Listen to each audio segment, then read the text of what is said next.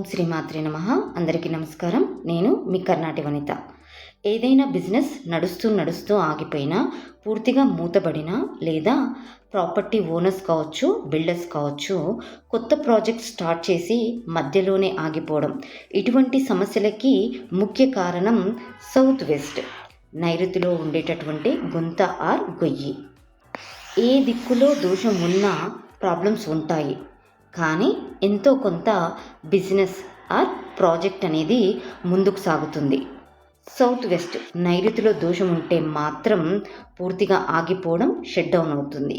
ఎన్ని ప్రయత్నాలు చేసినా కూడా ఫలితం ఉండదు. అలాగే సౌత్ దక్షిణ దిశలో గుంత ఆర్ గొయ్యి లాంటిది ఉండి, సౌత్ వెస్ట్లో నైరుతిలో ఏ చిన్న దోషం ఉన్నా, మరీ ముఖ్యంగా టాయిలెట్స్ లాంటివి ఉంటే ఈ ప్రాబ్లమ్స్ని ఫేస్ చేస్తారు. అంతేకాకుండా కోర్టు కేసులు అయ్యే ఛాన్సెస్ కూడా అధికంగా ఉంటుంది.